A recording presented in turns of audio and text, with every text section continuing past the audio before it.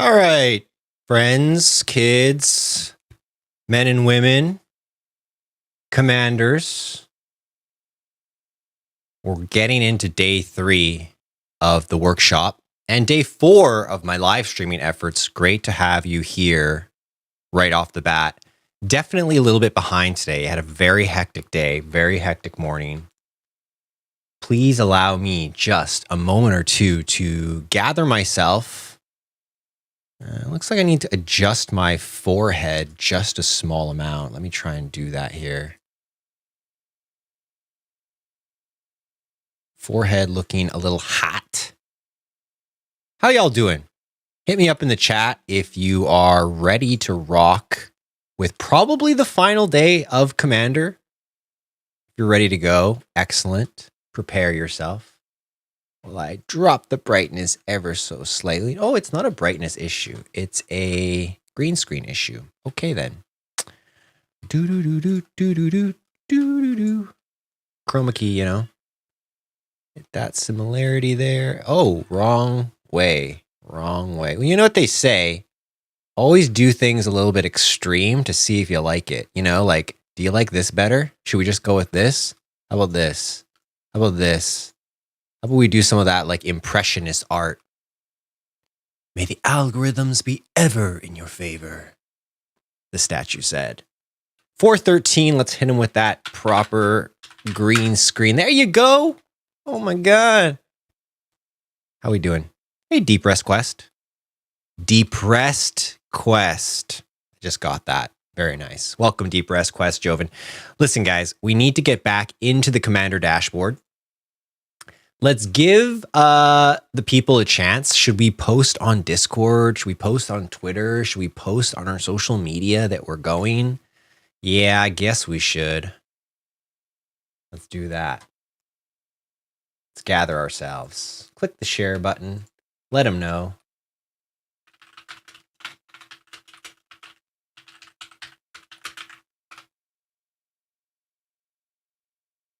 We only have the truly committed today, and that's fine. I don't doubt people are busy and it's Sunday and maybe you got something else to do, but I got my live stream streak to keep up. What can I say? We got to do this. We got to do this. We're just recording anyways. This is all going to be recorded. richandniche.com/commander with no E.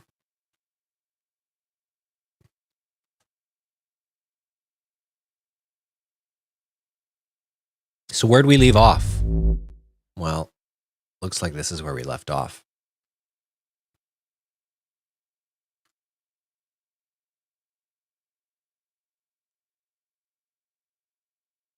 No, this is the incorrect one.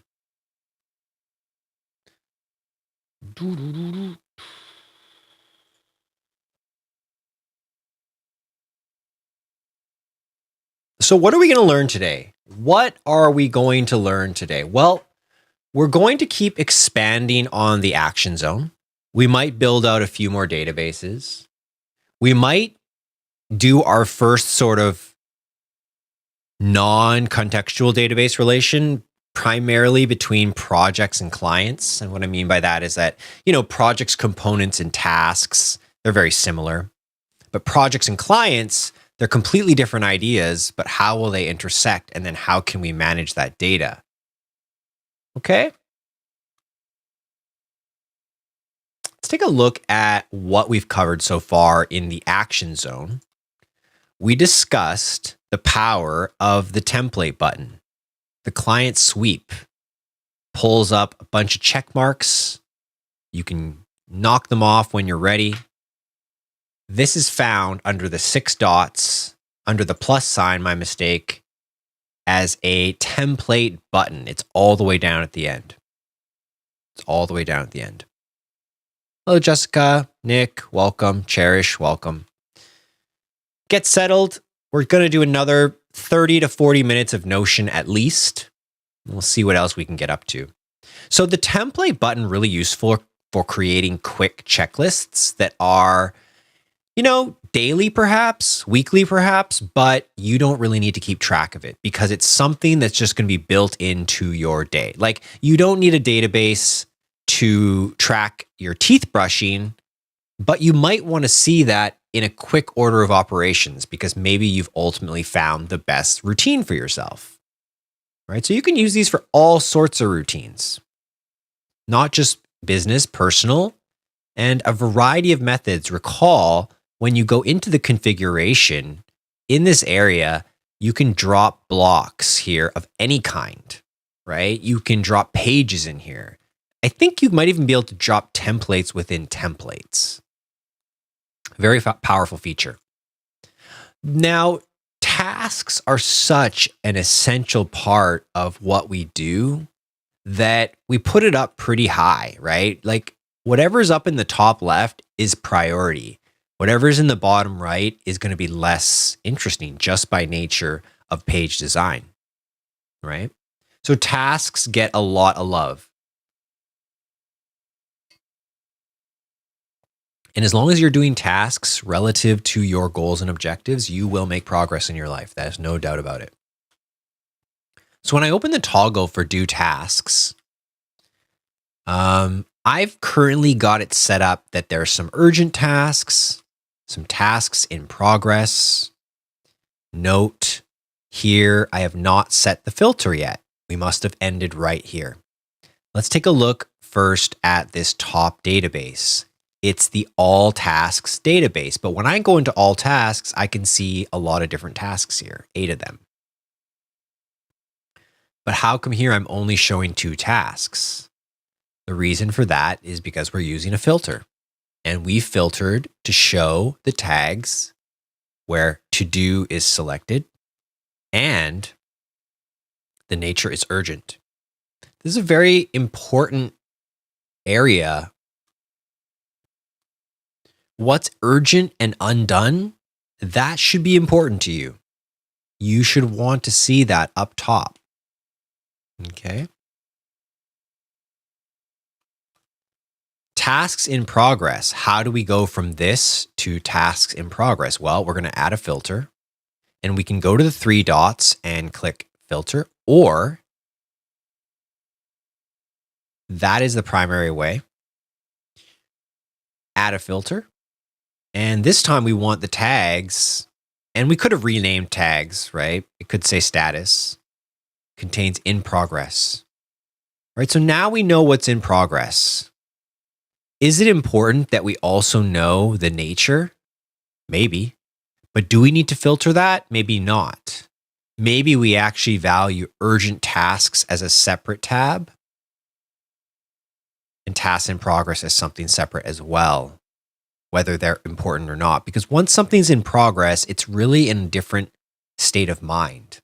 And that's another little short aside. You know, each element here may require a different state of mind. So you need to design your command center to respect your state of mind and how you deal with things that are in progress, how you deal with things that are urgent. That's going to manifest in your own customization of the boards.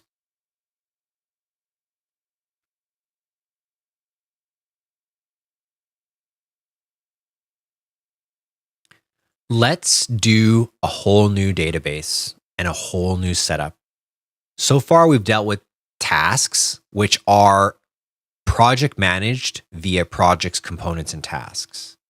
The projects we do are based on our pillars, goals, and objectives. Remember, pillars, goals, and objectives, that's all in your head. Okay, it's the upper. It's the mind. Projects, component, tasks, that is the lower.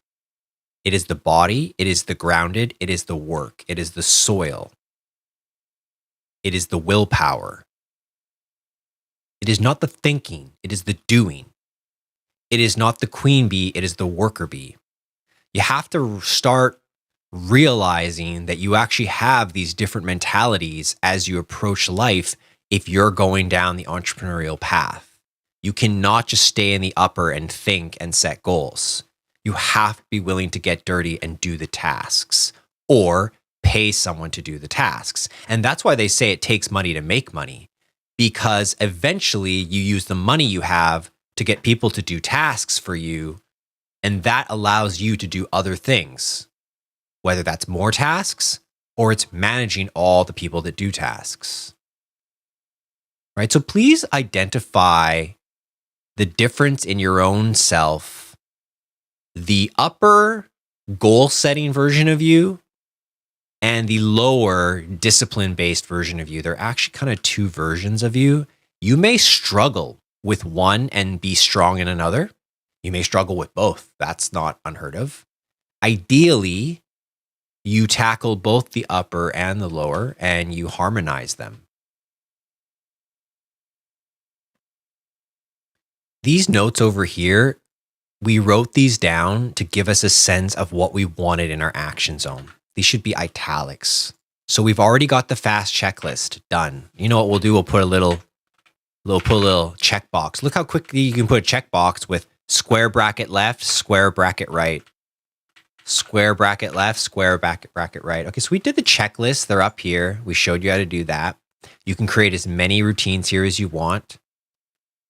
Urgent and important tasks. We've begun to tackle that. We should build out the do tasks area a little bit more in the future. There is more you can add there. But now we've come to this third one, ability to take a note and save it. Let's work on that. Okay, this is slightly different because the issue with notes is you have a lot of them. Okay, so it's important to reconcile that. You have different types of notes. Okay, and in COMMANDR 1.0, this is actually 1.1 I'm building. In COMMANDR 1.0, I created different sections for like meetings, notes, for content. What I realized is that they should all be under one. And you shouldn't have all these different areas where you store your mental information. What instead you want is just a nice ability to classify, sort, filter, and see what's relevant to you at any given time. And that could be different for each of us. But if we start with one table called all notes, so let's go to table, full page, call it all notes.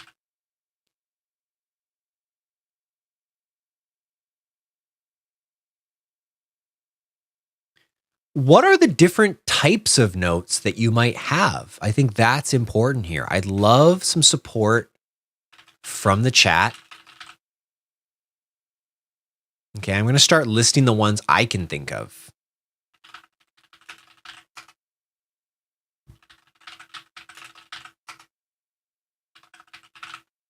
And I'm going to stop typing notes after them. Maybe I can give you a slightly bigger font for now. A little less.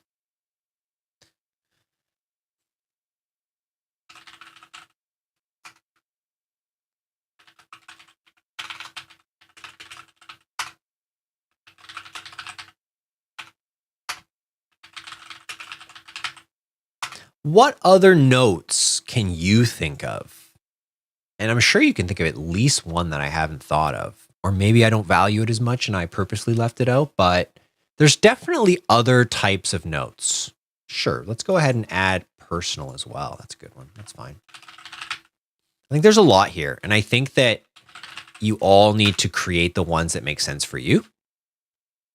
But once you've done that, now you realize like when you configure, they're all here, right? You can change the color if you want.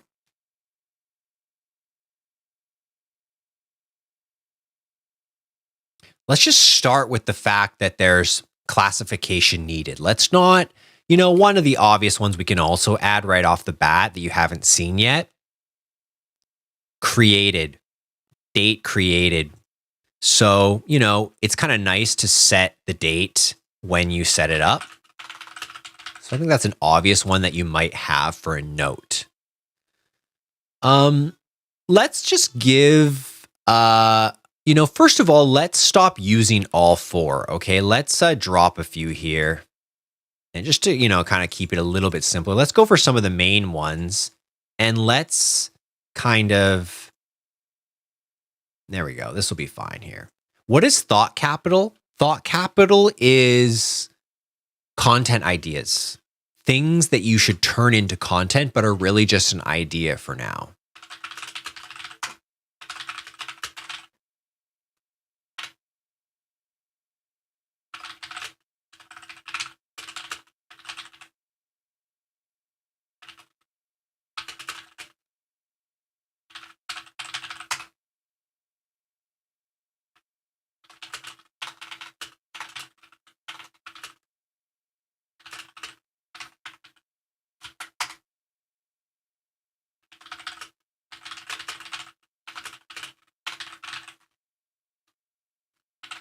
Just sampling up a thought, some notes, so we can go into the next phase with some sample data.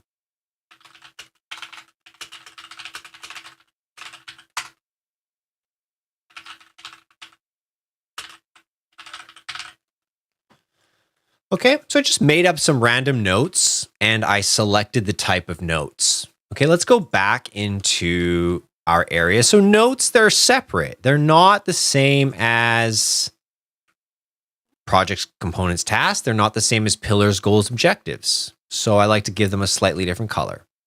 Now we have an all notes database. We should build out a little area for our notes. So I think, there's a little bit more here than just the basic drag a table view in, because the action is create, right? You might want to support yourself a little differently here, right? You can do two things. Let's do what's simple first, and that's simply copying all notes, pasting in a linked database. So now I have all my notes at will, okay? One thing I would probably suggest is potentially turning these into list views. So let's do a thought capital list.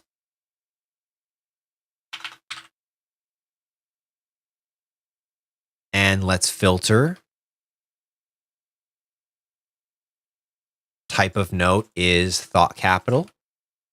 Okay, so here are your content ideas, right? And once you're finished, once you want to make it into content, maybe you take this off. Maybe you archive it. Oh, that's a good idea. Let's go back to all notes and create a column with a checkbox called archive. This could allow us to close things off. Let me give you an example. Let's say I finished writing my article about how to grow on TikTok. Well, I could click this button, and in my filter, I could add a filter where archive is unchecked, and that would only leave the unchecked, unarchived pieces. So that's a little trick for you there.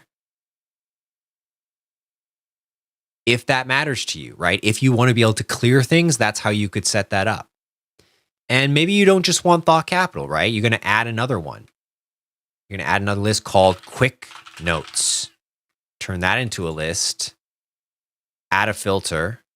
Because this is a new view, you have to set all the filters again. Type of note is quick idea. Okay, great. So now you can go back and forth through all of these and find your different types of notes. I think that's pretty good. I think you could stop right here and you'd really have some nice organization. And I think that as you had more items here, you'd want to incorporate the archival feature, right? And then what would I do? Well, maybe in the review zone, I'd have a toggle that says archived notes. And here I can again grab all notes, put it here. And this might be quite big, right? You might want to see your entire archive. So I would filter where archive is checked. So here's your archive now. Okay, let's archive a few more things. Let's see all. Let's archive a couple things. Let's see what happened. There they are down here. An archive is important. You don't want a sort of a dump file, and it's important to know what's gone to the archive. The archive means you're kind of done with it, but you don't want to delete it. You just don't want to see it right now. Okay, so the action zone is about doing things. The review zone is about looking at things and seeing what's happened. It's about reflecting on what you've done. So that's the first way I could see you doing this is you set up one note-based table and you have the different views. You can quickly go, and I recommended list views because they're a little bit lighter on the eyes, which we saw yesterday.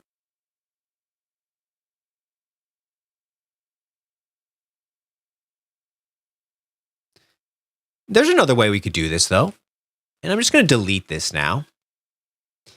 If you wanted, you could set up, more toggles and separate things. You could have quick ideas. You could have thought capital. You could have scripts and copy, same things that are in the tabs. And then you can simply copy them all into the toggles. Filter. Type is quick idea, matching the toggle. So here's my quick ideas. Whether you want to use lists is up to you. It's up to you. You have to add the filters again. All right, so you could essentially build each area out where it's filtered for what you've toggled for.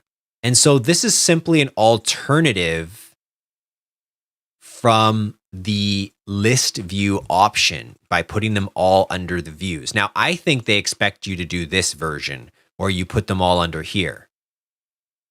But there's something nice about reducing it to this view here, right? And maybe you're going to have a few more, right? Maybe you have personal, maybe you have meeting notes, and that's fine, right? Because you can hide them all under here. But you have to ask yourself, if I'm going to create a note and store it, what do I want to see when I do that? And if I open this, do I want to be able to see what I'm doing? I think maybe yes. It helps you categorize it when you can select it. It's almost like it's opened a multiple choice box for you, which is really nice. Versus you come straight into here like this, and it's like, okay, these are my quick ideas, but what else do I have? You've got to click to see what other views you've created, whereas this is the views. So I kind of like it like this. You have to understand that a tool like Notion, they don't know how we're supposed to use it. They take your feedback, they put in features, but they don't tell you really how to use it. That's why what I'm doing here is very important, is guiding people in a confident way that this will work if you do it like this. Because no one's going to tell you how to do it.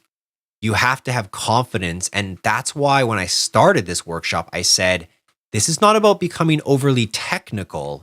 It's about creating something intuitive that you'll actually use.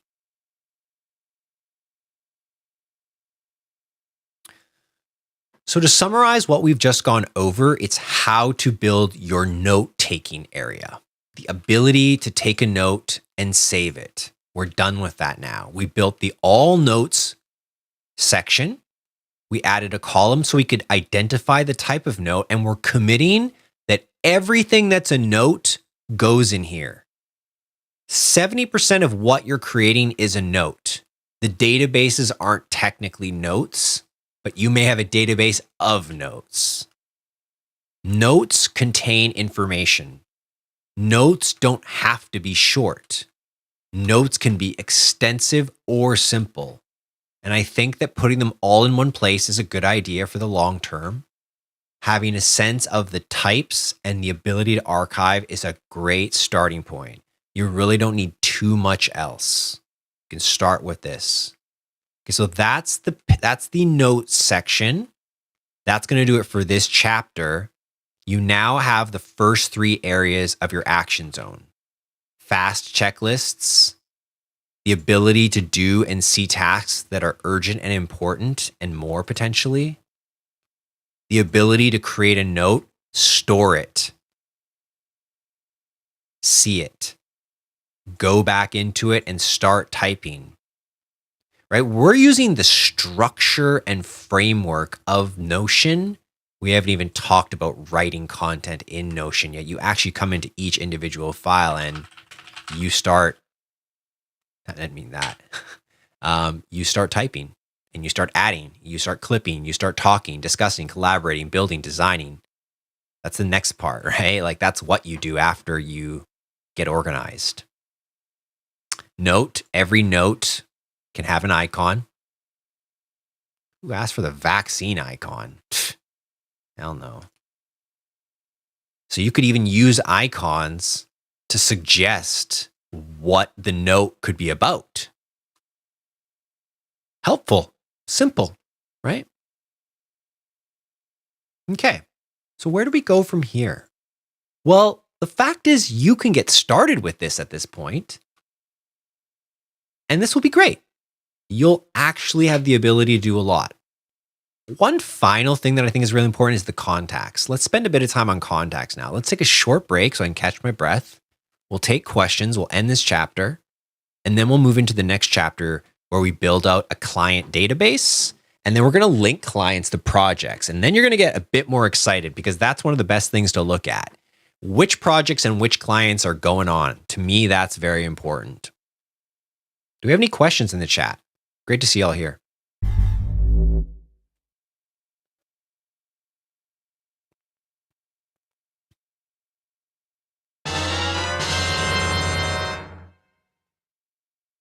You just leveled up.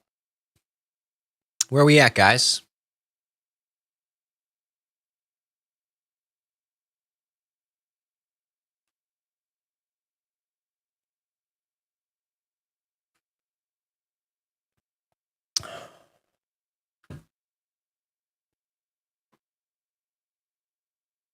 You ready to move on?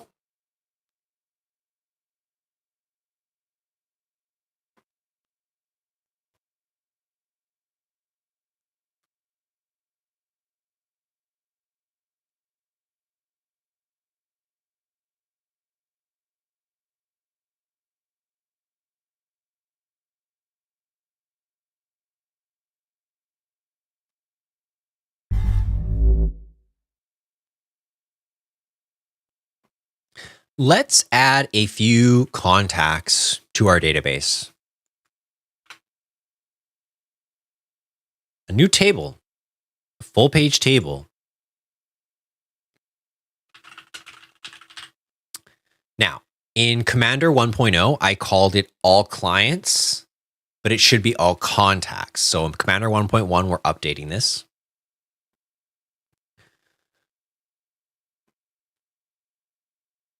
You have a lot of contacts, and like we always start with a tag, I think in this case, you could probably use multi-select. You might actually have people that are double, right? So you're going to have clients. You might have team members. You might have partners. You might have friends. You probably shouldn't add too many friends in here, but yeah, you're going to have other topics as you go. But definitely getting a sense of the variety. And let's just build some fake contacts. John Smith, Jane Doe, Rich UX.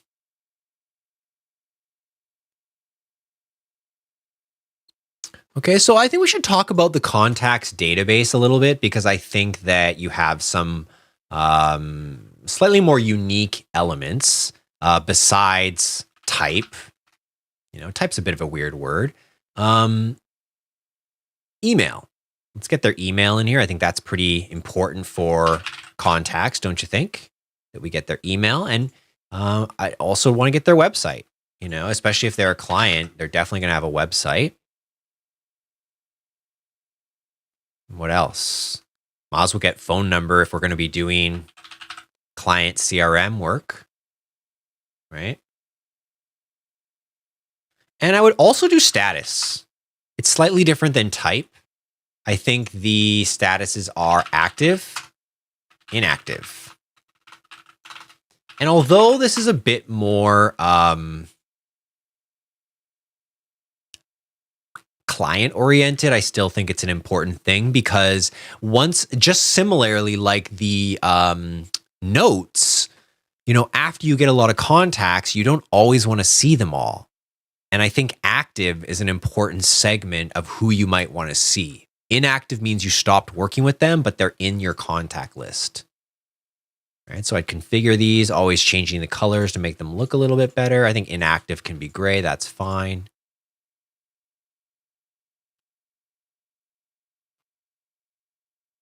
I'm going to put a few fake emails in here.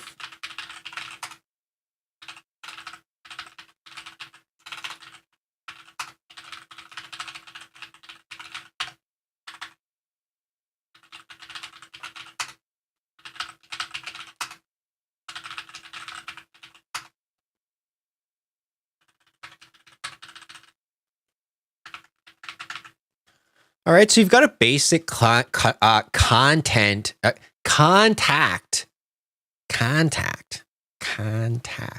CRM. What's a CRM? Client Relationship Manager. Keeps all of your information here. I'd add a little notes section. Right, this one could get quite long. Okay, this one could get quite long. And that's fine, because you're not going to be looking at the database. You're always going to be segmenting the data.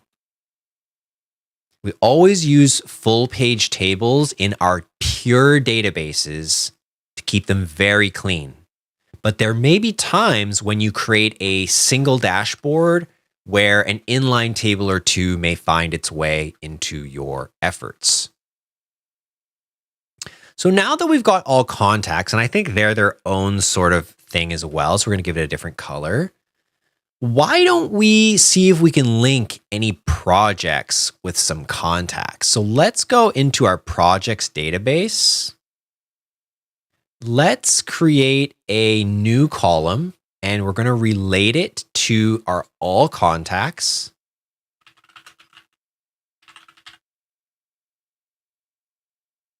Okay, I'm just going to move it over here to the left for now. And I'm just going to select the contacts that are related to this. Now, of course, we're making this up, and that's fine. But now that we have contacts, again, we can pull up rolled up info.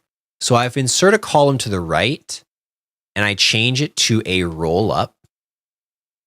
I can go and configure the roll up. I select the related database I just brought in. And then I can grab any of the information from the contacts. What might I want to create? Maybe email, maybe website, right? So if I want to grab email, the emails are automatically now posted in the projects. So imagine I have a new project, okay? Imagine a new client comes in. Let's set up a new client. His name is Mike Mallory, okay? He's an active client. He's going to be a client. MikeM@gmail.com. He spelled his email wrong. MakeM.com. Okay. So either now, if we knew what project he had, we could go ahead and add it here because we're related to this database. Notice this column appeared in our contacts after we created it.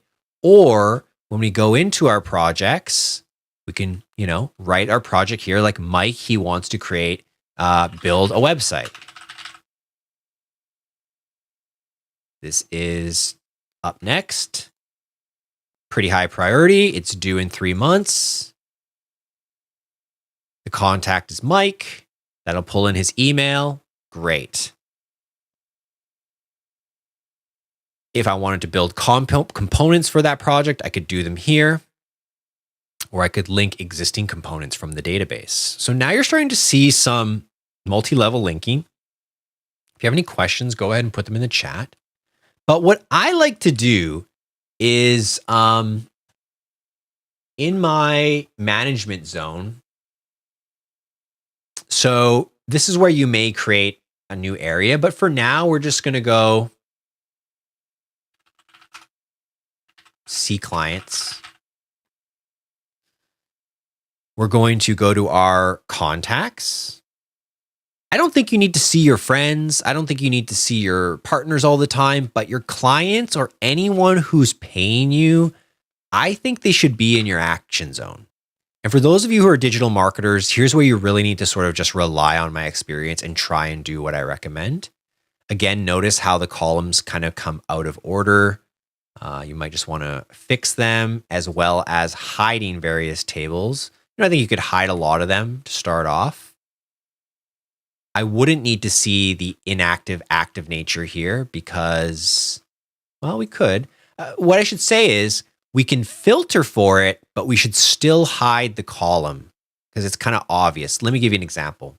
Let's filter for active clients where status is active. So we filtered it, but I'm still going to hide it. See what I'm saying? I filtered it and then I hid it because I know they're active. Okay, that's fine. Looks like we need to filter for clients as well. Add a filter where type is clients.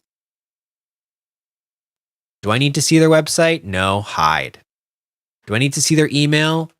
Not really. I'm not about to email them. That's not what's going to happen. It's this here that's important. I can see both the contact, who matters, and what I need to work on for them. I think that's important.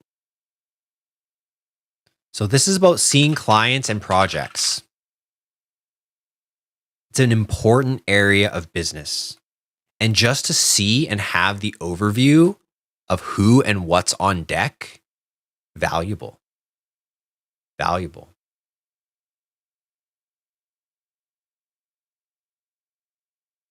Especially when we get clients who have multiple projects.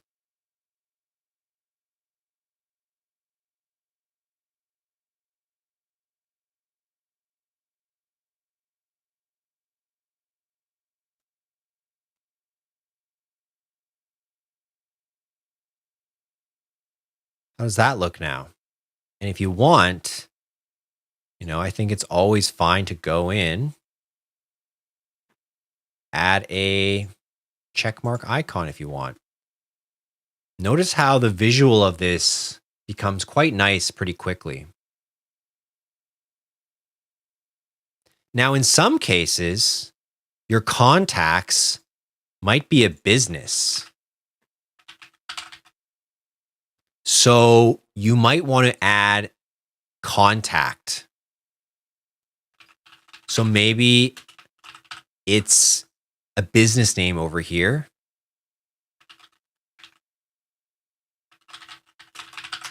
And then it's contact name over here.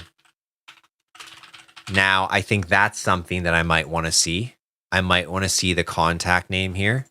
So if I go into properties, I can reveal that.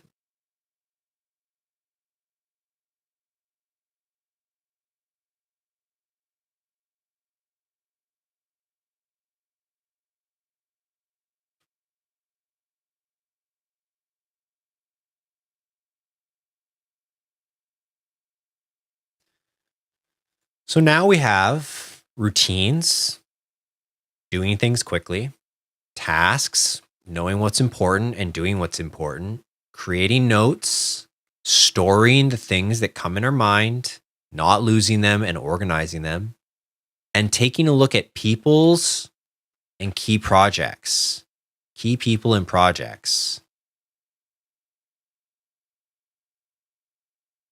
It might seem simple, but it only takes, about 4 clients till you're getting pretty busy.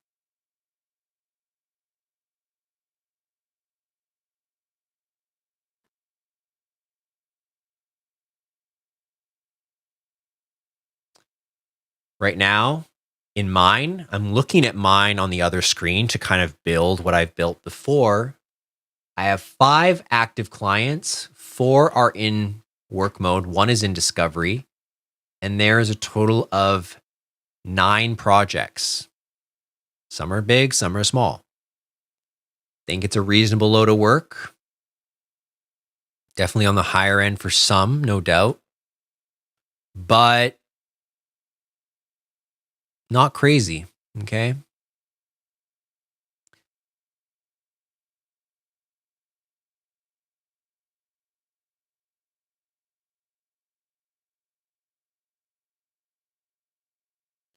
In mine, I have a second area. I shouldn't say a second area, but an additional area. I call it management zone. It's slightly different than action zone. The action zone is very actionable. Management zone, you might be tweaking and adjusting like a project.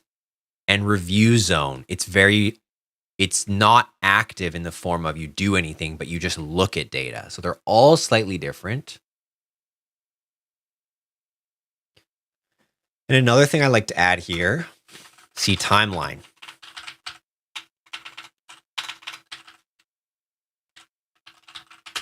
This COMMANDR idea is all about seeing the exact correct information that you need. So if I go into my projects, I have a by when for most of these, which is great. But what I'm going to do now is I'm going to call my project link, copy it, paste it here under C project timeline, create a link database. But what I'm going to do this time is I'm going to create a timeline.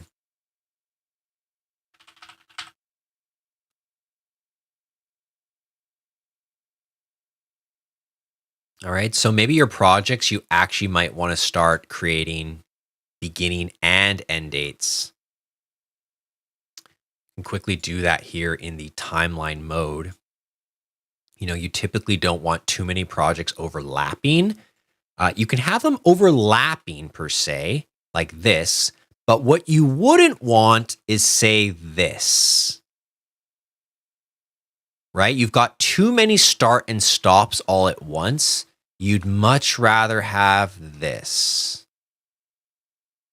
Okay, so that's subjective to your timeline, right? You can't always force it, but when you get in control of your project management and you give your clients enough heads up notice, like they're not going to argue with you if you line this up here or here or here. So you might as well pick what works for you.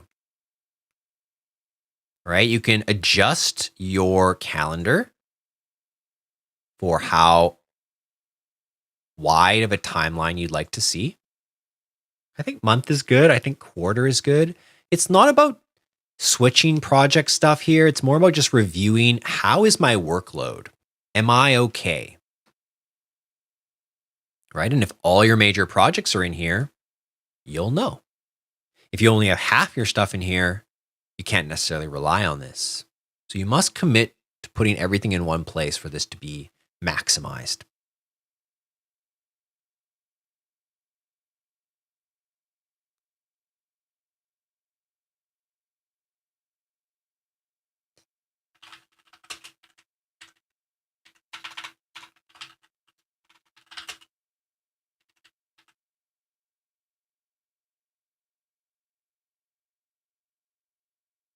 For those of you who would like to build an agency or a team, I would have manage team here.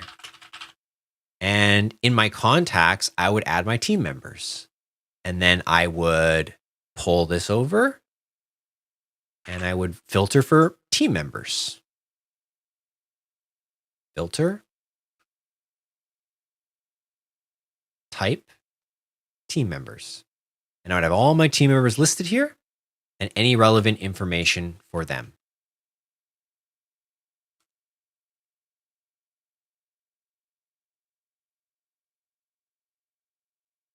You're building a command center. Whatever is relevant to you,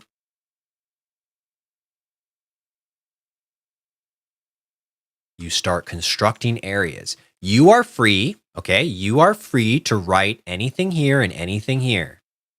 Everything is free to change. What I recommend that you don't change is putting all of your databases on the right and all of your actionables on the left. Because don't forget, if we go into a mobile device, which you may at times go into a mobile device. Like you want your actionables up at the top. You don't want your databases at the top because you're not really going to be entering your databases first. You'd rather imagine you're getting up in the morning and you want to do your morning routine. It's the first thing here. It's perfect, right? So that is something I wouldn't change. You're free to write and use these as you see fit. All of these toggles, how we structure them. You're welcome to create any new areas that may contain different types of notes.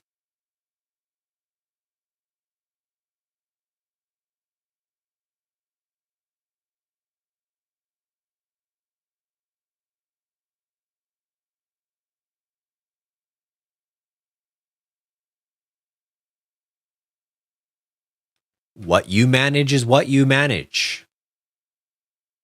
You're free to break these down, clients and projects, separately. You don't need to look at them like I do. You could do just clients and you could do just projects, but I really enjoy just looking at them right next to each other. I think it's just very useful to see what's going on.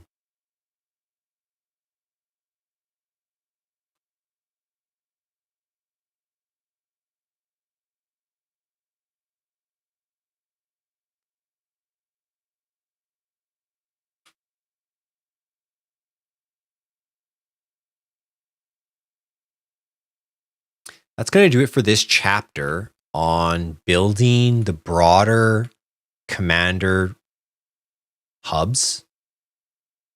Take a short break here. If you have any questions, let me know. Then we do another chapter here on what are the other cool elements that are kind of different that you might want to add to your command center.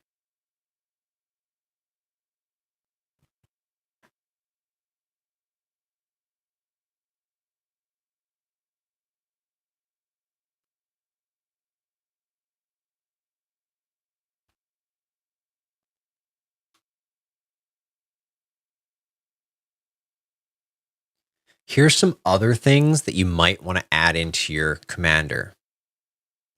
The first is a new area at the top right called whirlwind. What is the whirlwind?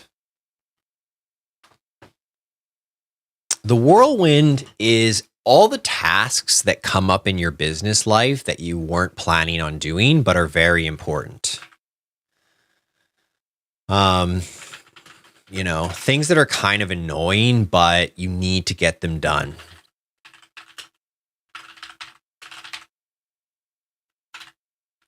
There shouldn't be too many. And if your whirlwind is getting out of control, you have some issues in your business that you need to consider and how you can prevent that from happening.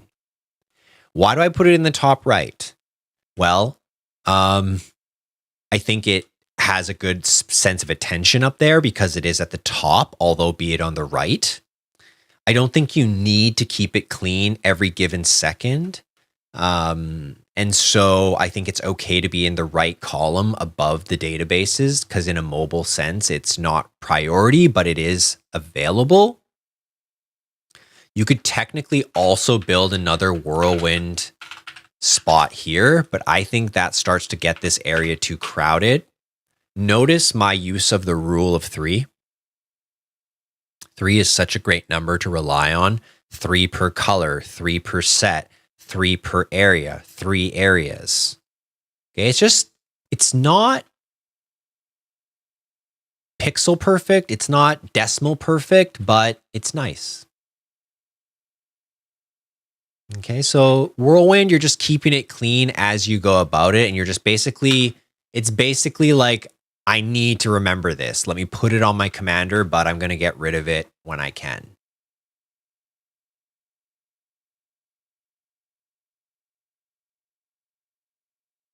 The next thing I might place is my processes and systems. That goes beyond the scope of this workshop. But for instance, I would have like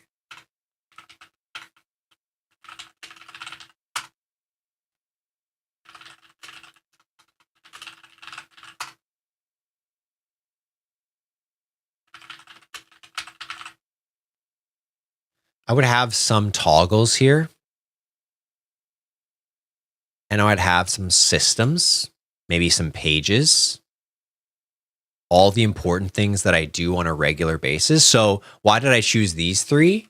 Well, I mean, discovery calls are important. They are key for closing deals and getting sales and meeting people. Client onboarding is like its own separate process.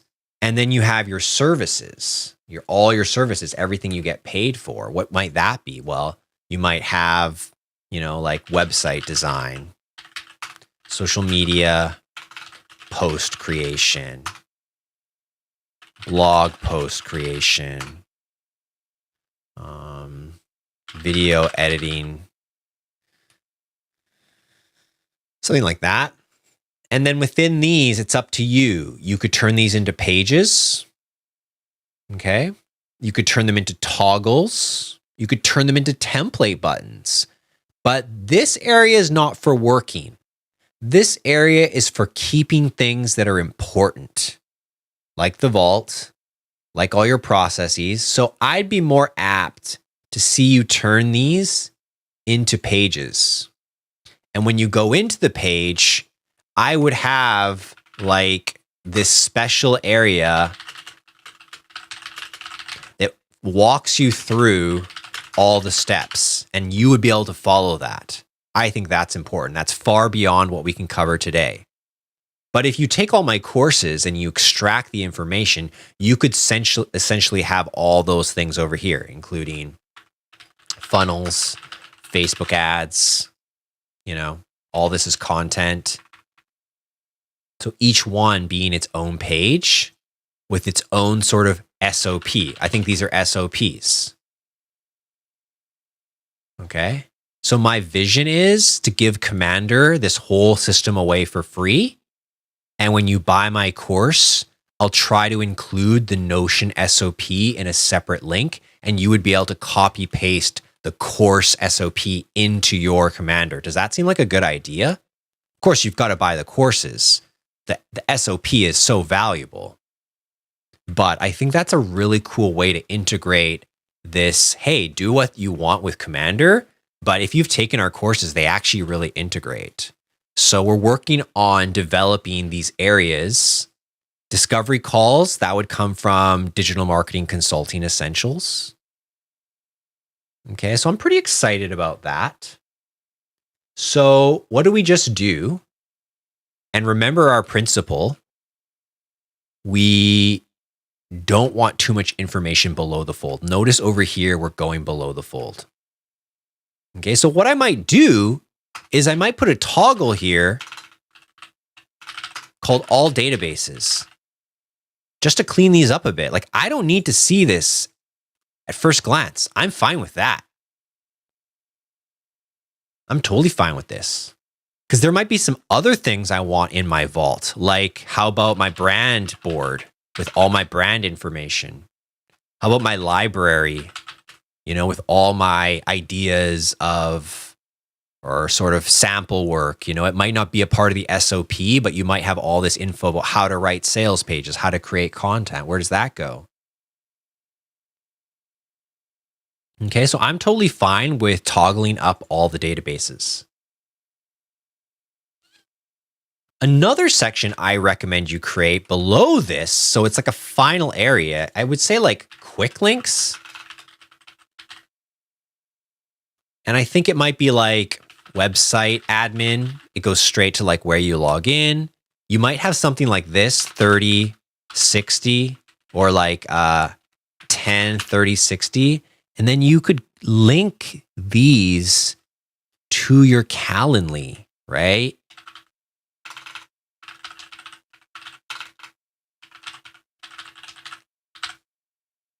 Now, that doesn't go straight to my 10, but it's like,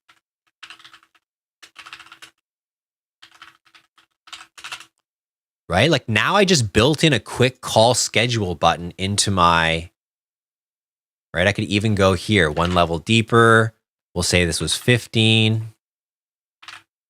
Highlight it, link it, pop it in, enter. And now, oh, did you want to book a 15-minute call with me? Okay, hold on.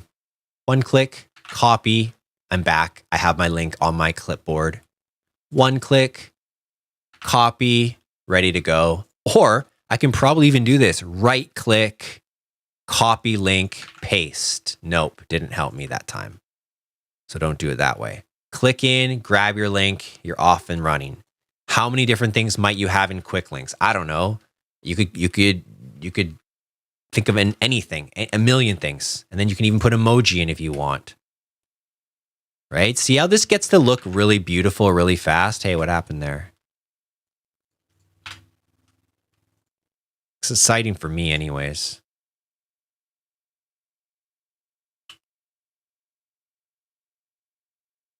Right? Go to your WordPress admin.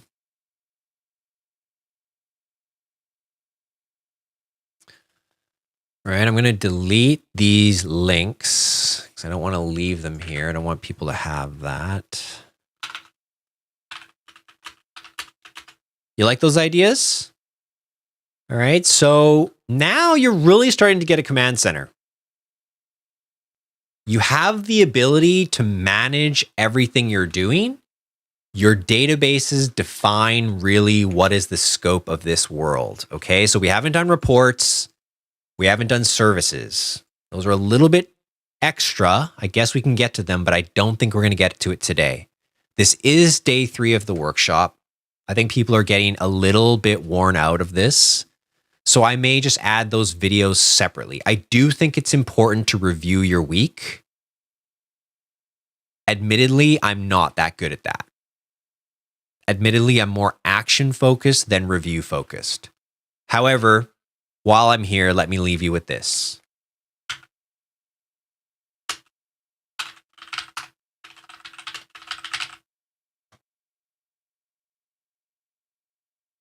So in order to create a review area, you need to create a review database. Now, reports, that's not quite what I had in mind. So I would put over here like weekly reviews. Now, you could do monthly, you can do quarterly, you can do yearly, you can do them all. Some people do them all.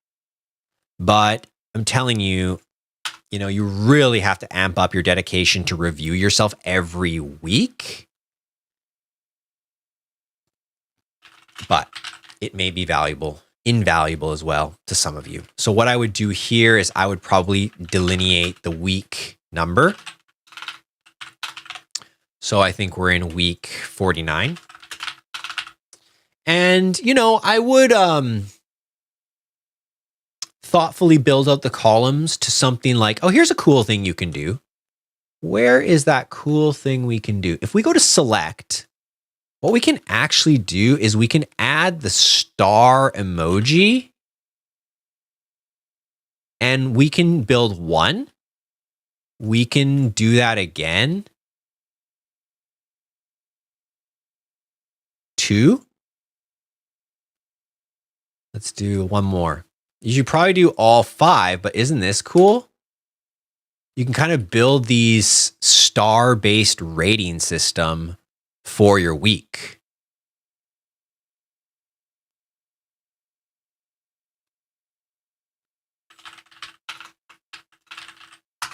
Now, the reason I'm actually not going into reviews is how complicated they can become, because you can technically do things like tracking your tasks and how many of them you accomplished, but it really goes further beyond where I intend most people to get to.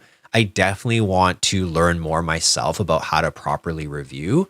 And one thing I like to do, let's just put a date here, a date, review date. So let's say you want to do your review every Sunday, like today, December 13th. And let's say we have week 48 in here and week 47 going backwards. Okay. Let's now build out, bring that database over and just show it. Now, is this really what you want? Maybe, maybe not. But here's what you could do. What you could do is say filter where date is. Now, here's something about date we haven't talked about. You have a lot of flexibility with dates. Is before, is after, on or before, within. So you can go is within the past month. So that would show you your last sort of 4 reviews, so you don't have to see them all. Now we only have 3, so we're not getting that effect, but I think that's decent. And so what you would really want to do is you'd want a template, right? So when you click this, you'd want to create a new template, and it would be called weekly review. And you would have something down here like you would ask yourself some questions.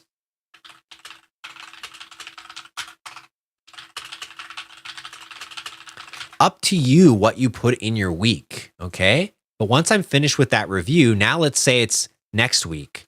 Here's what it would look like. Let's say I want to remind myself to do my review on December 13th. Let's say I haven't done this review. Let's take away number 19 or 49. Let's go back in there and delete 49. Let's say we're going to do that.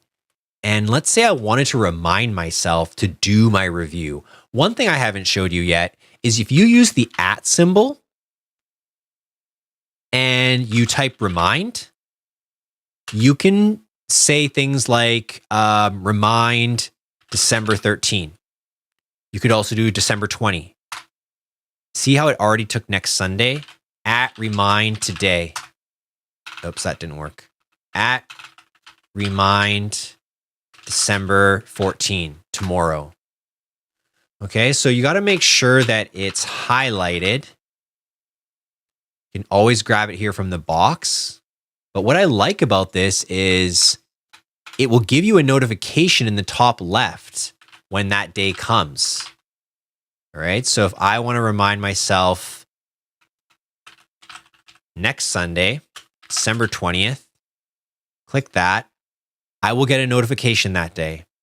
And all you can do is delete it and re-notify yourself. Unfortunately, there is no feature yet where it will repopulate something like that. Then I would go into new, but I would select weekly review. And all of my information that I wanted to cover in my weekly review would already be populated. And I'd be able to fill out all of this information, give myself a rating, what is the date, and you'd be done. Okay, admittedly, I'm weak in review. I can't tell you much more. Okay, not at this time. I'll add a component to the course, richandniche.com/commander without an E.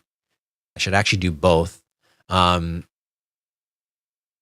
add that module in at a later time when I'm more active with that. I'm only trying to give what I actually do. Listen, if I haven't given you enough, you're not right for this. You should at this point be inspired to develop the rest of this and figure it out. All the major features have been displayed. All the major components are now here. If I go back to COMMANDR 1.0, the bit one I built 3 weeks ago, we're very similar. We're very similar off. It's only improved. Okay, so we're looking pretty good here with COMMANDR 1.1. I'm going to be uploading this. In fact, all I have to do, and that's what's so amazing is, oh wait, no, I will have to take another step to ensure everything's correct. But still, it won't be too hard. My point is that I'll add this into the COMMANDR course area down here. I'll put COMMANDR 1.1 so you can see the evolution. We talked about a lot of the add-on blocks today. We didn't talk about scoreboard. That's okay. That's not critical for today, but we did cover quite a bit of that. So I'm pretty pleased with what I've shown. This is what I set out to do, to give you key knowledge notion, to give you key notion knowledge. I did that. We talked about the principles. We built COMMANDR from scratch. How to onboard your dashboard, goals. Let's fill this out a little bit better. Fill out your pillars. Fill out your goals, fill out your objectives, fill out your clients, project, components, task, build your routines template, and set up any add-ons. Okay, so that's how you build it out. That's the order. We talked about the action zone. There's some info in here. We're not going to go over that now. The review zone, process and systems, vaults, databases, and we talked about how to create a relational database command center layout. So I feel pretty good about where I'm leaving you at this point. tomorrow at 4 p.m., I'm going to stream again, but I'd like to kind of switch up the topics. You know, the audience ship has been dwindling and I don't blame them. Some of you have made it quite a long way with me the last few days. Good for you. So I think we are wrapping up this workshop. Now is your last chance to get any philosophical questions about this, go for technical if you want. But this should be the equivalent of many people's Notion courses out there. And what I've given you as a template should be substantially better than a lot of free stuff and nearly as good as a lot of paid things. Listen, last night, I spent $100 on someone else's Notion board. I wanted to take a look. I think mine's better, personally. I think they have a more deep system. I don't think it's intuitive, and I don't think it's that fun to use. I think Commander's more fun. I think you all deserve to be commanders.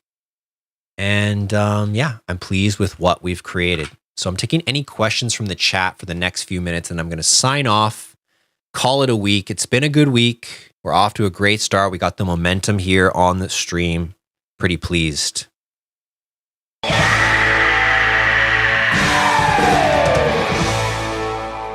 So do we got any questions out there? Whew.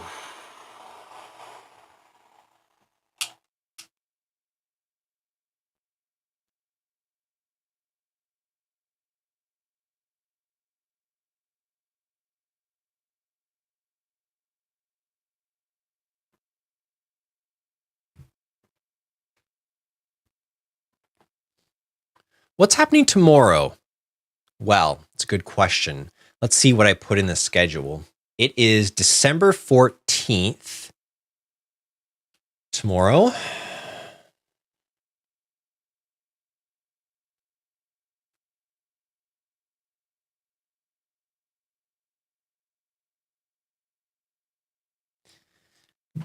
Definitely something chill. Definitely something a little bit more upbeat. Definitely something more fun. Might make a pretty interesting announcement tomorrow. You know, I have my Academy lab tomorrow right before at 3 p.m. So it's probably going to be something that spills out of that. I'll ask my Academy members to come on over to the stream afterwards if they want. I think I'll tell a story. I think I'll tell a really good digital marketing experiential client story. I think those are all very useful. So I might tell a story about an influencer, a very infamous influencer who basically showed up at the doorstep asking for money and he needed some help. A very famous influencer needed some money to pay his phone bill. So fascinating story. I've got that on the docket. Hopefully we'll get into that. Any other questions about the workshop, Notion in general? If you were going to put in notes about copywriting skills, where would you do it? I'm not sure I followed the question, to be honest. I mean, copywriting is a process, right? So I would have a framework, probably in the notes section, where I would build my scripts and then I would probably move them into my brand board. So this is only to manage the project that we've covered so far. We haven't really talked about where do you put the information. I would put it, remember, underneath in the vault. That would be something that goes in my library. And if it was to be for the brand and it was a completed copywriting for a web page, that would go in the brand board right here.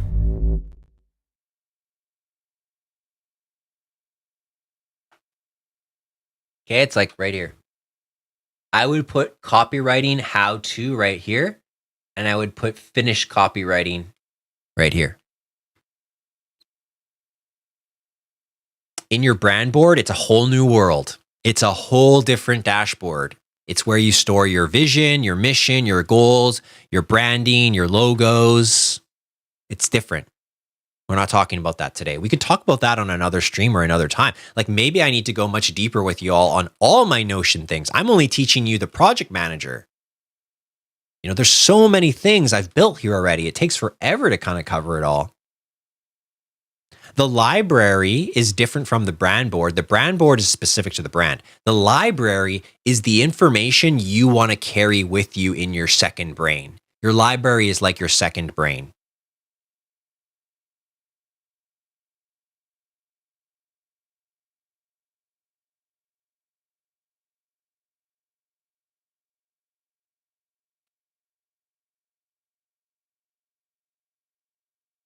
Yeah, Jeff, as anyone running anyone running a digital business, there are just so many pieces.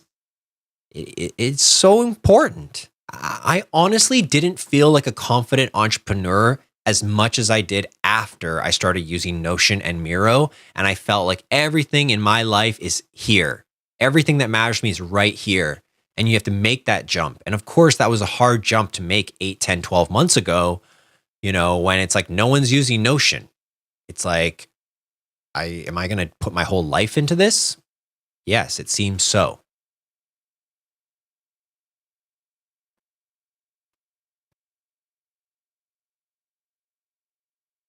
All right, guys. Well, it's been a fabulous day. It's been a great Sunday. Don't forget, all my courses are currently 33% off in the Rich and Niche store. Go sign up, get registered. Coupon code is on the website, but it is bright winter. I'm wishing you a bright winter. Certainly many who think it's going to be a dark one, and that may be so. We may be in challenging times, but I don't believe the digital marketer, the online hustler, is nearly in trouble compared to other people who have lost their analog job, who have no digital skills, who haven't even begun to think about taking their life to the next step. Like, they're waiting for the stimulus. They're waiting for universal basic income. You don't want to do that. You do not want to become enslaved. You want to take control of your own income. It is your responsibility. A lot of people will try and convince you otherwise. They'll say, just get a job and let your boss take care of your income. They'll say, apply for welfare, apply for stimulus, like get that money. Once you get into that, it's a big trap. Okay. One of my students has confessed to me like the depression he received after going on stimulus money and not feeling like he was in control. I'm telling you, you don't want to get into that. It's a slippery slope. So you must sort of put in some extra work over these few months that are ahead of us. It's a very important uphill battle that you're climbing right now. You have to sort of be willing to take some pain. You have to be willing to put in a hard day's work almost every day.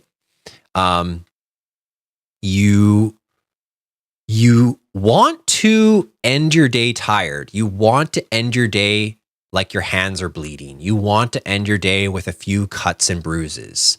That's how you know you're pursuing the right things. That's how you know you're reaching your potential. Nobody tells you this, unfortunately.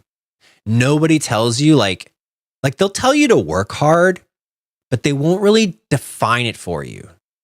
They won't really show you what to do, right? So I don't blame you if you're sort of just hearing this and being like, oh, is that right or not? But what I'll tell you is that everything that made me successful was not the mainstream, was not taught to me by some authority, right? It was hustling in the streets of the internet, the digital streets.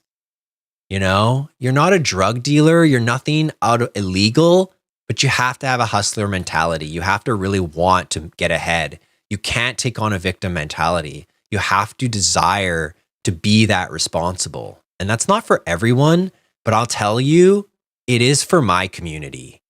Okay? Rich and niche means you claim the value that you're worth as a human being. You obtain and command the income you deserve as a skilled person, and you must do so being a unique individual. You must find your own niche in this world eventually. You must be in your own unique area. That's the only way you can defend yourself from being replaced by automation and robots and machines. They cannot replace the unique ones. They cannot replace the multi-skilled, multi-dimensional people. It doesn't matter what you look like. It doesn't matter what your voice sounds like. It doesn't matter where you came from. It really doesn't. None of those things prevent you from stacking skill sets that makes you this unique individual that can't be replaced. Imagine the Venn diagram, but where they overlap, there's actually like a rocket sticking straight up. When you overlap the circles of the skill sets, that's the power. Okay, so at Rich and Niche, we recognize that. We recognize what it takes to become powerful in our own rights, to reach our own potentials. And we have to realize the values that come along with the Rich and Niche. And one of those is not really socialism. Okay, it really isn't to be after that. Because in order for us to get what we're worth and demand the work that we put in, the quality, and demand the worth of that, we have to be able to be individual. We have to be able to be unique. It's not maybe what you're used to hearing or used to thinking, perhaps, but you have to be concerned about these concepts like universal basic income. If you don't have a lot of money right now, I can see why that's important, and I can see how that might look like it will help you. And I don't blame you if you're using it, but I want you to stop thinking that that's your answer if you are. Your answer will not be that. That will not continue to be something fruitful for your life. That will not be something that leads you to your glory. That will not be something that others can respect of you. That will not be something that you can even respect of yourself. And it could be easy to be like, well, everyone else is doing it. Well, no, they're not, actually. Not everyone else is doing it, first of all.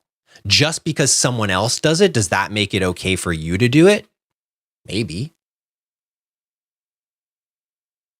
But we cannot deny what's happening here. What's going on right now. We can't deny it. Okay? They want to squish you down. They want you to sit down. Okay? You can't. You must stand up. You must stand up into your own truth, your own uniqueness, your own beauty. You cannot fall for the trap. It's a trap. If you take government benefits, it's a trap. It really is, because it will change your mindset. It will impact you negatively, and it could become complacency. That's a very dangerous position to be in. You know, you're like, well, this is okay. Then you don't spend any time on skills. You don't spend any time on your network. You don't create anything. You don't do anything. You're just going to keep taking the $2,000 a month or whatever it is. And then what? What if it stops? What is the danger of people leaving their job or being laid off due to the times and then quickly getting on to universal basic income? What is the danger of that in the mind? I'm quite concerned. Doesn't mean I support unbridled capitalism. Doesn't mean I support any form of corruption. Not at all. I'm completely against corruption of all kinds. I despise it. I despise the unhonest. Despise. We must, as humans, live in an honest world. Honesty is so critical. Lying is the devil. It really is bad. Okay? We cannot continue on where all these giants can profit and benefit at this time. I don't believe in that. But I'm not here to lecture Steve Jobs or whoever the hell people want to idolize, Elon Musk or Amazon or Walmart. Like, I can't lecture them today. But what I can tell you is they are sitting you down. They are squishing you. They want you all to be the same.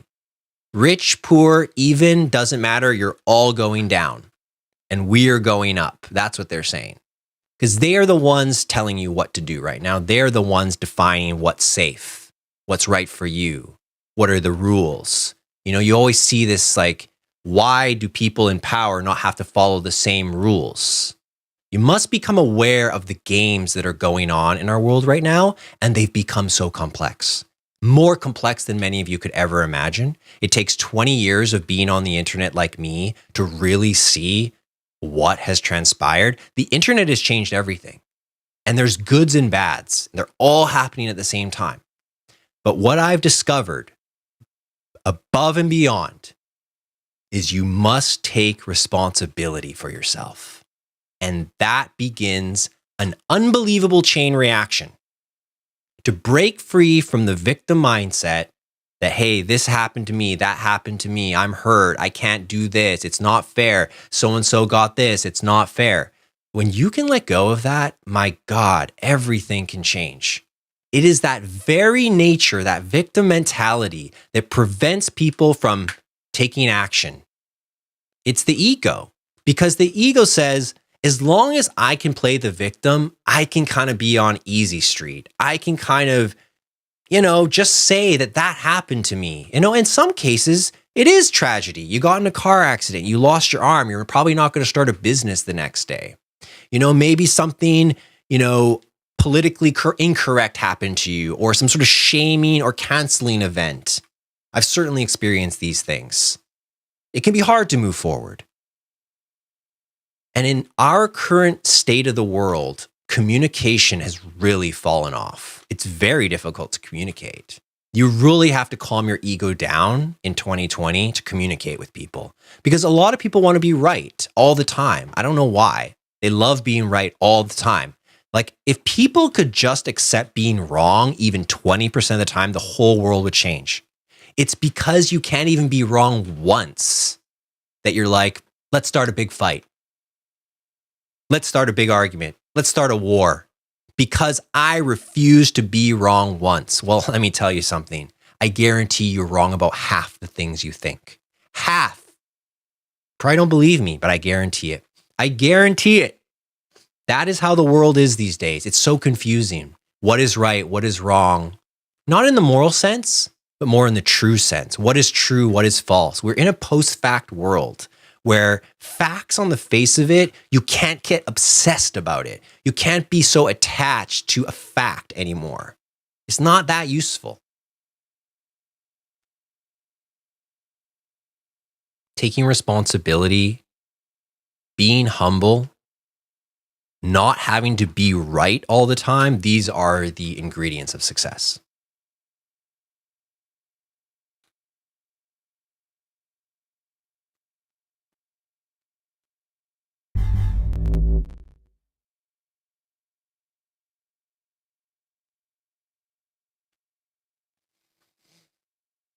You'll do the best you can. No matter what happens with you, if you do the best you can, you're doing just fine. Nowhere did I say that you have to become super duper human. No, that's not what I said. I said you can't really get bogged down with facts and situations. You must persist with values and vision. Play that one back. You cannot get attached and obsessed about facts and situations because they're changing. Don't be locked in. The fact of the matter is, it might have been okay to be introverted in 1990. I'm not so sure that's the case in 2020 in a digital social world. Just as an example. That fact has changed. And then you can look at the facts right now of the politics going on, of the medical world going on. There's a lot of facts that are in question. So how do you deal with that? How do you deal with all this? Well, like I said, values and vision. You have to know your own values to be successful in life. That's something I learned probably 3 to 5 years ago. It's like really got true. It's like, wow, the longer I persist without clear values, the more often I make incorrect decisions for myself. Because your values are like your pillars that we designed in COMMANDR. Your values set the tone for everything. What you value as a person must be defined. You must know your be-all, end-all value. And I'm hoping that most of you have chosen some orientation of freedom as your primary value. Freedom to work where I want. Freedom to say and create how I want. Freedom to be who I want in whatever form that might be. I hope you chose that. I hope you value freedom. I can't make you. I really hope you don't value safety. One of the biggest mistakes we make as humans is overvaluing safety. Taking risk is what makes a life worth living. Taking risk is what creates the creative element of life. It's the opposite of universal basic income. It's the opposite of socialism. It's the opposite of us all becoming the same. Oh, no doubt, I want equal opportunity, but that's where it stops. Opportunity. You all have the exact same opportunity right now on the internet to write your first blog post. You all have the opportunity right now to build a funnel. You all have this. No one is prejudiced. If anyone cannot afford a WordPress website, I will give you one. You are not prejudiced. You are not harmed in this part of the world yet, so you must go forward here. No choice. I'm sorry. You have no choice. The world is too challenging at this very moment for you to ignore what is right in front of you. Opportunity is here, but it will not be handed to you. They might hand you a check, and that might sound easy, and that might be good for today. And I don't blame you if that's the case, especially if you got sidelined this year. Fuck that. That's unfair. I hear you. But going forward, do you see what's happening? Do you see the projected pathway here? Danger alert. Taking away your ability to be a niche business. We got to keep an eye on that one. We have to. We cannot let the Amazons of the world win. That's not happening. But did you notice? In order for us to fight the Amazon, we have to become warriors, commanders, leaders. If we take the easy way out, we are easy pickings. We will be driven by the next thing that makes us comfortable. We will be driven by whatever they say is scary today. Unacceptable.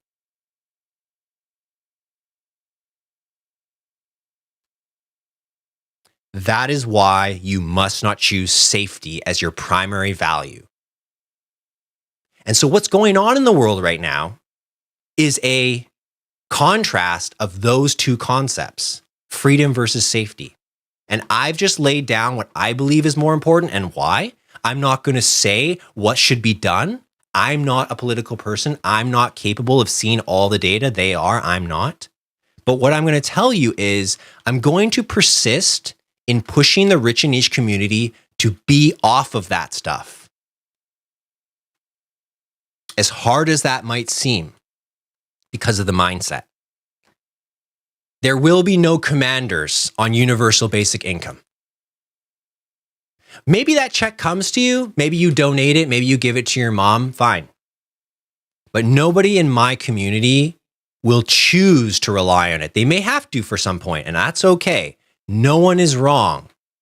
There's no wrong. I'm compassionate for everyone here. I'm telling you about how to shift into your greatest version and what are some of the pitfalls I see some people making at this time, given the current circumstances.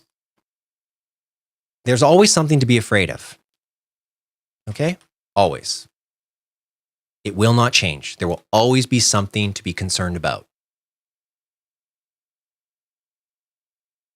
We're going to have to deal with that in our minds. We're going to have to put that in its place within our values. But our vision, what will carry us through the future, what we see for ourselves, there is no fear. It is a fearless activity. I don't know one person who can create their vision with fear in it. You cannot. You cannot assume the worst is happening, and you cannot even be afraid of it. You must be in a positive state of mind, an alkaline state, a creative state, a proliferating state of energy. As soon as you introduce fear in, you're going to reduce your decision-making capabilities, and you're going to become smaller. Your aura will be weakened. And in fact, the more fear you generate, the more likely you are to be taken by what it is you are afraid of. That you'll have to learn with your own experience. You can only take my word for it. I don't think that's scientifically proven, but I tend to believe it, if you follow me. Well, I think that was enough. Sometimes you got to drop what you believe in, even if it means some may not agree with you. The future world is not about pleasing everyone. It is about working with your communities, working with those you're close to. We've already seen what happens when we try and put our mind in every corner of the earth, in every continent, when we meddle in businesses that has nothing to do with us. Who's asking for that? Nobody. All right? Keep your head on straight. Don't ever be afraid. Don't ever be afraid of anything. Because at the end of the day, you aren't really here to, how do I say it? You're here to experience a life. You're not here to experience comfort. And sometimes a little discomfort can be very ideal for people because that can allow the mindsets to take place as they need, to allow change to take place as they need. Listen, nobody changes when they're comfortable. It's never been done. Never. I've never known someone who could make an easy change unless there's some pain stimulating it. I've never seen it. So there's nothing wrong with a bit of discomfort because it often pushes us into the next version of ourselves. We rarely break down into lesser versions of ourselves. We're more likely to stay the same. But I do believe it's possible to continually level up time and time again, pushing yourself, becoming your best version, getting rid of the mental fears and blockages that are in your way. That may be a variety of things. That may take a variety of methods. But if you have the awareness of what I've shared with you today, I see no problem for you going forward. If you captured 60% of what I just said, you're well on your way because I can tell you for a fact, there are people salivating at the idea of universal basic income. There are people that can't wait to quit their job, and I don't blame them. They're at Walmart. You know, they don't want to work there for $11 an hour. I don't blame them. But once they get on that track, that could be it. That could be it for them. You could then see a complete sort of mental disabilitation for that type of person because they will never be stimulated. They will never be challenged. They will find a way to make their $1,200 a month comfortable. Maybe they're matching it with someone else and together they're living comfortable. I get that. I get that. In this world, I get that. But that's not enough for me. And I suspect it's not enough for you. So if you're in discomfort at this time, great. I actually think that that is going to be the energy you need to make a shift in your life. Make a change and potentially take a risk. The final thing I'm going to say today is that when we take risk, when we do things that are slightly discomforting, when we come outside of our comfort zone, this is where the most growth is happening. And that's essential to understand about yourself, that you're not really going to make it through life by avoiding, but instead looking at your fears straight on and recognizing that even if the worst happens, you can bounce back.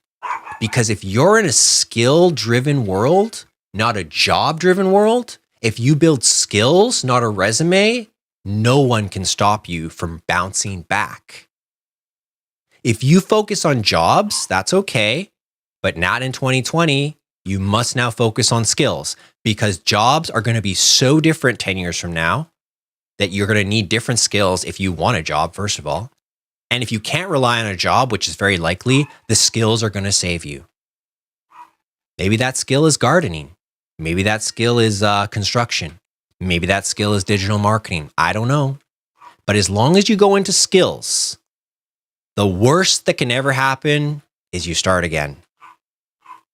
That's all that really can ever happen. And so you must go forward in your life ready to take some risk, excited about the risks you take because you've calculated them. They're not just arbitrary. Reducing the fear load in your life so you're not as controllable. Stimulating your entrepreneurial energy to claim responsibility of your income. Start using a system like COMMANDR to get organized and see what it is you do from your pillars down to your tasks. Never losing a note, thinking pattern, idea, system ever again because you've put it in one place. That's a recipe for success. I am 100% confident.